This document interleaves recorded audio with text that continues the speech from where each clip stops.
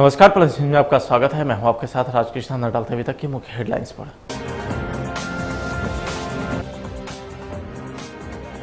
बिहार विधानसभा चुनाव में पीएम नरेंद्र मोदी की एंट्री, विपक्ष पर साधे निशाना।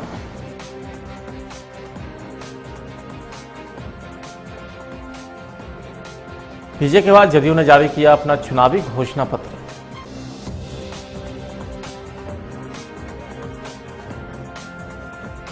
और लोजपा सुप्रीमो चिराग पासवान बोले 7 निश्चय योजना सबसे बड़ा घोटाला, सत्ता में आए तो दोषियों को भेजेंगे जेल। अब खबरें विस्तार से।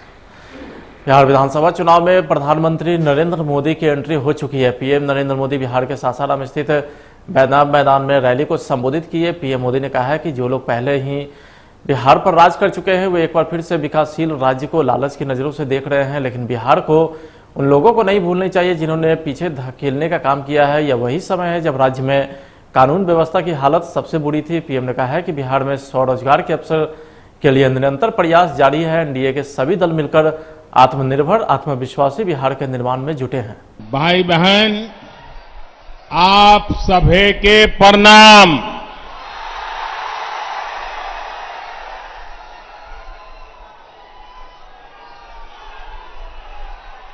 अन्नदाता, मेहनत कश किसान भाई लोग के ई धान के कटोरा कहल जाए, गौरवशाली धरती के हम नमन करतानी। लेकिन मेरे बिहार के प्यारे भाइयों बहनों, हर चुनाव में ऐसा भी होता है जब कुछ लोग भ्रम फैलाने के लिए एक दो चेहरों को अचानक बड़ा दिखाने लग जाते हैं।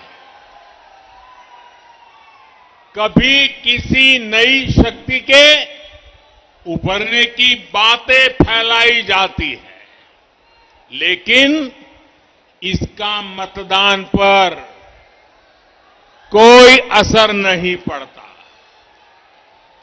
बिहार का मतदाता तो इतना समझदार है कि वो भ्रम फैलाने वालों की हर कोशिश को खुद ही नाकाम कर रहा है। बिहार के लोगों ने मन बना लिया है, बिहार के लोगों ने ठान लिया है कि जिनका इतिहास बिहार को बीमारू बनाने का है, उन्हें आसपास भी नहीं फटकने देंगे। भाई बहनी लोगन, भारत के दिल बाटे बिहार, भारत के सम्मान बा बिहार, भारत के स्वाभिमान बा बिहार, भारत के संस्कार बा बिहार, आजादी के जय घोष बा बिहार, संपूर्ण क्रांति के शंखनाद बा बिहार, आत्मनिर्भर भारत के परचम बा बिहार। देश के सुरक्षा हो या देश के विकास, बिहार के लोगन सबसे आगे रहलन। वहीं भागलपुर और सासाराम में भी प्रधानमंत्री नरेंद्र मोदी ने सभा को संबोधित किया और राज्य सरकार के कामों पर उन्होंने प्रकाश डाला। कोरोना महामारी से बचने के लिए तेजी से जो फैसले लिए गए हैं, जिस तरह बिहार के लोगों ने काम किया, नीतीश जी के नेतृत्व में एनडीए सरकार ने काम किया, उसके नतीजे आज दिख रहे हैं। दुनिया के बड़े बड़े अमीर देशों की हालत किसी से भी छिपी नहीं है। अगर बिहार में तेजी से काम न हुआ होता तो ये महामारी न जाने कितने साथियों की, हमारे परिवारजनों की जान ले लेती। कितना बड़ा हाहाकार मचता, इसकी कोई कल्पना भी नहीं कर सकता। पीएम की सभा से पहले डेहरी ऑन सोन में सीएम नीतीश कुमार ने जनसभा को संबोधित करते हुए केंद्र के साथ साथ बिहार सरकार की उपलब्धि गिनाई। कोरोना संकट के दौरान उन्होंने कहा है कि 85 लाख परिवारों को मुफ्त एलपीजी दिया गया। सीएम नीतीश कुमार ने कहा है कि 15 साल पहले यहां क्या था, विकास हमने किया है। प्रधानमंत्री उज्ज्वला योजना के अंतर्गत हर गरीब परिवार को मुफ्त में एलपीजी का कनेक्शन मिला हुआ है और कोरोना के दौरान 85 लाख परिवारों को मुफ्त एलपीजी गैस सिलेंडर उपलब्ध कराया गया। प्रधानमंत्री जनधन योजना के अंतर्गत महिला लाभार्थियों को 500 रुपये प्रति माह की दर से 3 माह की राशि प्रदान की गई। और इसके बाद जो हमारे लोग बाहर से यहां आए, उनको मजबूरी में बाहर न जाना पड़े, इसके लिए आदरणीय प्रधानमंत्री जी ने गरीब कल्याण योजना का शुभारंभ बिहार से ही करवा दिया है। अब उससे लोगों को काफी सहूलियत होगी और मजबूरी में लोगों को जाना नहीं पड़ेगा। और इसके अलावे कोरोना के जांच और इलाज के लिए भी काफी सहायता आवश्यक सामग्री की दी गई। और इसके अलावे 500 बेड के कोरोना अस्पताल का भी निर्माण केंद्र सरकार के द्वारा किया गया है। पटना जिले के बगल में बिहटा में, पटना के बगल में, और मुजफ्फरपुर के पताही में यह सब काम चल रहा है। और इसके बाद राज्य सरकार ने भी अपनी तरफ से लोगों को सहायता दी। जो हमारे लोग बाहर फंसे हुए थे, उनको हम लोगों ने 21 लाख लोगों को 1000 रुपये दर से प्रति व्यक्ति विशेष सहायता दी। लॉकडाउन के कारण राशन कार्ड धारियों को, यानी 1,64,00,000 राशन कार्ड धारियों को, उन परिवारों को 1000 रुपये के दर से सहायता दी गई। और बिहार सरकार ने लगभग अब तक इस दौर में 10,000 करोड़ रुपए से भी अधिक खर्च किया है। हालांकि कोरोना का मृत्यु दर पूरे देश में जो विश्व का मृत्यु दर है उससे काफी कम है और हम लोगों का राष्ट्रीय औसत से भी कम है। और हर जो इस प्रकार के लोगों की मृत्यु होती है, उनके परिवारों को मुख्यमंत्री राहत कोष से 4 लाख रुपए की सहायता देते हैं। और केंद्र सरकार ने अन्य सभी योजनाओं के लिए काफी प्रशंसनीय योजनाओं की शुरुआत कराई। आप सोच लीजिए, किसान सम्मान निधि योजना हर किसान को 1 साल में 6,000 रुपये देने की जो योजना इन्होंने चलाई, चुनाव के पहले ऐलान किया, और अब किस तरह से मिल रहा है। 3 खंड में लोगों को 4-4 महीने में यह सब पैसा मिलता है। बिहार के 75 लाख किसानों को इसका लाभ मिल रहा है। और बिहार की प्रगति के लिए अनेक काम, समय कम है, आदरणीय प्रधानमंत्री जी को हम सब सुनना चाहते हैं। आप सब लोग इसके लिए उपस्थित हुए हैं, लेकिन हम बताना चाहते हैं कि विकास के लिए अनेक योजनाएं चलाई जा रही है केंद्र के द्वारा। और बिहार में सड़कों के और पुलों के निर्माण के लिए भी 50,000 करोड़ रुपए से ज्यादा की योजना की स्वीकृति देकर उस पर काम चल रहा है। बिहार विधानसभा चुनाव 2020 के पहले चरण में महज 5 दिन का वक्त रह गया। ऐसे में सभी दलों के नेता अपनी पार्टी के द्वारा बनाए गए घोषणा पत्र को जारी कर रहे हैं। इसी बीच एनडीए के घटक दल जदयू ने भी अपना चुनावी घोषणा पत्र जारी कर दिया है। जदयू का चुनावी मैनिफेस्टो जारी करने के समय पार्टी के कई नेता मौजूद रहे हैं। इस दौरान प्रदेश अध्यक्ष वशिष्ठ नारायण सिंह और कार्यकारी अध्यक्ष अशोक चौधरी ने घोषणा पत्र जारी करते हुए बताया कि हम जनता के सामने सिर्फ 7 निश्चय पेश कर रहे हैं, जिसमें युवा शक्ति बिहार की तरक्की पर खास फोकस रहेगा। तो जो प्रतिपक्ष पार्टियां उनके द्वारा भी घोषणा पत्र जारी किया जाता है। कुछ ऐसी बातें कही गई जो लगता है कि न केवल झूठ का पुलिंदा है, बल्कि कोई भी सरकार सक्षम नहीं है कि वो कार्यक्रम कर सकती है, लागू कर सकती है।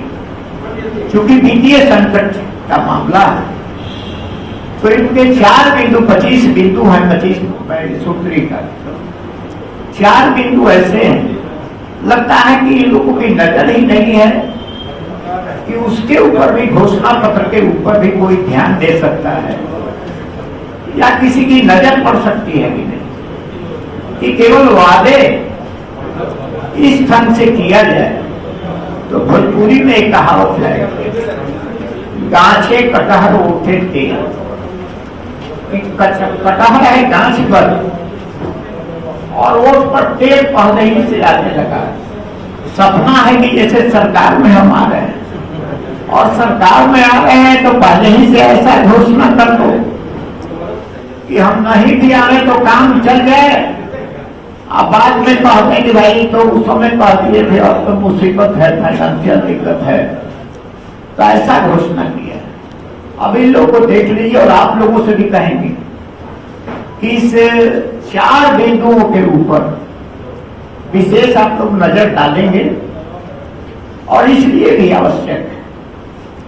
एक बिंदु है इनका कि 15 वर्ष एनडीए शासन में रिक्त पड़े 4,50,000 पद भरने के साथ साथ 5,50,000 लाख अस्थायी पदों का सृजन कर कुल 10 लाख।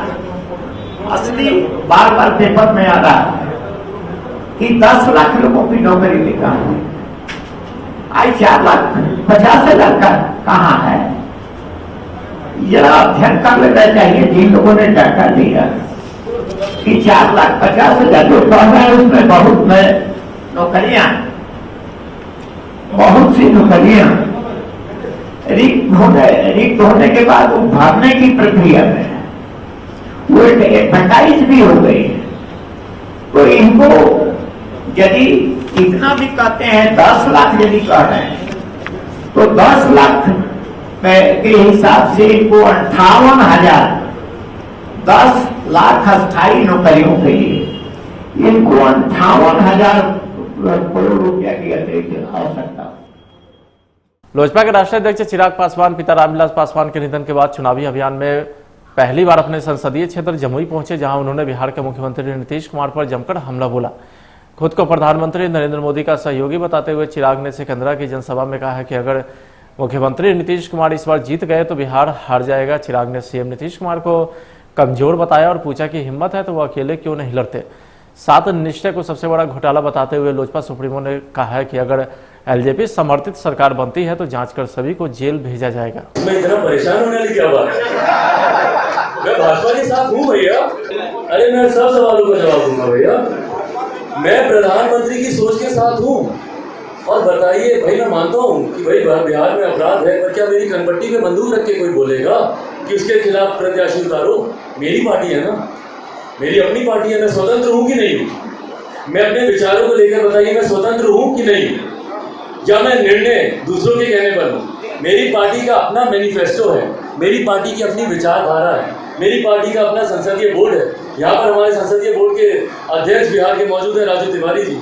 यहाँ पर हमारे प्रदेश अध्यक्ष मौजूद हैं प्रिंस राज जी, सूरज भान जी राष्ट्रीय उपाध्यक्ष पिताजी के साथ लंबे समय से पार्टी के निर्माण को लेकर इनकी एक अहम भूमिका रही है। तमाम हमारे वरिष्ठ साथी यहाँ पर मौजूद हैं। संजय पासवान है, कैफी जी यहाँ पर मौजूद हैं, हमारे प्रधान महासचिव यहाँ पर संजय शराफ हमारे मौजूद हैं, जिन्होंने युवाओं का नेतृत्व किया देश भर में। इन सब के सुझाव कि भैया हम लोग को जनता दल यूनाइटेड के खिलाफ हम लोग को चुनाव लड़ना चाहिए, है मेरी पार्टी की रणनीति है हमारी सोच है हमारा हिस्सा। और मैं प्रधानमंत्री जी की सोच के साथ मैं तो बोलता हूँ कि चुनाव परिणामों के बाद मुझे यहाँ पे बिहार में मैं भाजपा के नेतृत्व में मैं सरकार बनाना चाहता हूँ, तो क्यों मैं उनके सामने मैं प्रत्याशी उतारूँ? वैसे आपकी जानकारी के लिए 5 उन जगहों पर भी मैंने उतारे हैं। इससे पहले कि अब आपकी चिंता उस तरफ शुरू हो जाए, 5 ऐसी सीटें हैं जहाँ पर हम लोगों ने प्रत्याशी उतारे हैं, पर वो जानकारी भी मैंने भाजपा को मैंने पहले दे दी थी। ये भी मैं बात करूँ। केंद्रीय रक्षा मंत्री राजनाथ सिंह ने रोहतास जिला के नोखा विधानसभा क्षेत्र के नासरीगंज में चुनावी सभा को संबोधित किया, जिस दौरान उन्होंने कहा है कि देश की आज़ादी के समय हिंदू और मुसलमानों को 2 देशों में बांटने की कोशिश की गई थी, जबकि वह व्यक्तिगत रूप से हिंदू और मुसलमानों को अलग अलग मानने के पक्ष में नहीं है, क्योंकि दोनों की पहली पहचान इंसान है। उन्होंने कहा है कि बिहार में पिछले 15 सालों से एनडीए की सरकार तमाम सरकारों से बेहतर काम किए हैं। आप लोग भोजपुरी बोला ला कि नहीं? कई मत समझिए हम के भोजपुरी वाला कारण कहली कि लालटेन फूट गई ले। लालटेन फूट गई है, मूर्छो लाग और गइल तेल बा। बह गए है, मूर्छो लाग गइल बा। हो गए है, और कुल खेल खत्म हो गए। कमल खिल गइल। गैस सिलेंडर, क्या कभी गरीब परिवार की माताएं बहनें यह सोच सकती थी कि हमारे घर में गैस सिलेंडर से खाना बनेगा? बहनों भाइयों, गैस सिलेंडर, मैं यह दावा नहीं करता सबके यहाँ पहुंच गया, लेकिन अधिकांश घरों में पहुंच गया होगा, मेरा पूरा विश्वास है। गैस सिलेंडर पहुंचा है कि नहीं पहुंचा?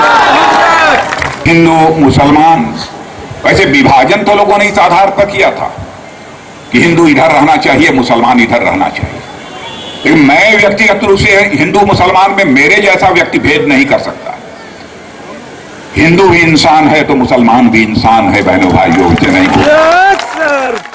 नवरात्र में माता के मंदिर में श्रद्धालुओं की भीड़ बढ़ती जा रही है, तो वहीं श्रद्धालुओं की भीड़ को देखते हुए पटना सिटी के आलमगंज स्थित शक्तिपीठ बड़ीपटन देवी मंदिर में सुरक्षा बढ़ा दी गई है। इस मंदिर में सुरक्षा का पुख्ता इंतजाम किया गया है। मंदिर प्रबंधक की ओर से 25 सीसीटीवी कैमरे लगाए गए हैं, जिसकी निगरानी मंदिर के सदस्य के द्वारा की जा रही है।